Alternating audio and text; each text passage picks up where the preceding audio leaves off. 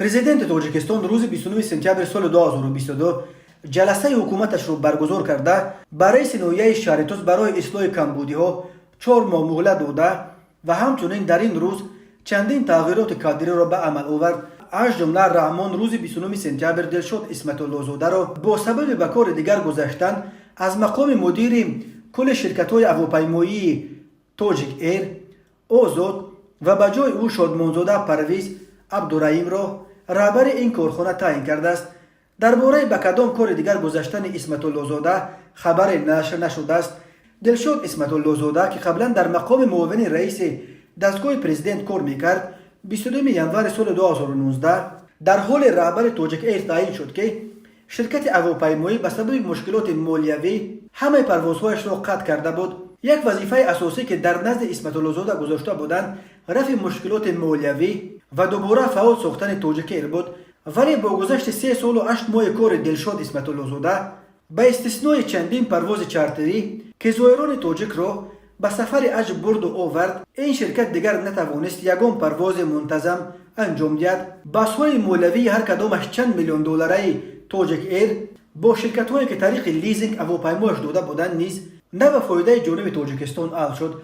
امامعلی رحمان روز 29 سپتامبر همچنین گنجلزاده شیرعلی رحمان را نیز با سبب به کار دیگر گذاشتن از وظیفه سردار خدمات دولتی نظارت و تنظیم در ساحه نقلیات وزارت نقلیات آزاد کرده به این مقام قربانزاده دلیر قربان را تعیین کرد. درباره به کدام کار دیگر گذاشتن گنجلزاده خبر نشر نشده است. تصمیم سیام کادری پرزیدنت تاجیکستان برکناری شفقت بابازاده از منصب رئیس اگنتی صادرات این کشور تصمیمی بود که همه انتظارش رو داشتند.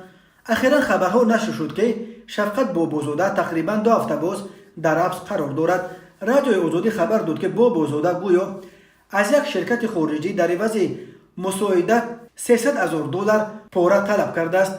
در این باره که آیا به جای بابازاده که به رهبری اگنتی تعیین می شود اطلاع رسمی تا این ساعت نشر نشده است. بنا به گزارش خدمات مطبوعات پرزیدنت روز 29 سپتامبر در جلسه حکومت حسابات رئیس نویه شهر توز غفور جباری را درباره اجرا شدن نقشه جمع‌آوری انداز و صادرات محصولات کشاورزی و نتیجه های دیگر کار مقامات این نویه شدند گفته می شود. امامعلی رحمان خواستار اصلاح کمبودی و نورسایی های جای داشته، اجرای پوره و سر وقتی قسم درآمد بودجه، کم کردن بقیه پولی های انداز، استفاده مقصدناک مبلغ های بودجوی، پرداخت سر وقتی مزد مهنت، نفقه و دیگر کمک پولی ها، تأسیس کارخانه های صنعتی، ساختمان انشاءات معیشی و ورزشی، تشکیل جایهای نو کاری و در مجموع بهتر کردن سطح زندگی ساکنان شده برای نویه شهر توز برای اصلاح کمبودی های جای داشته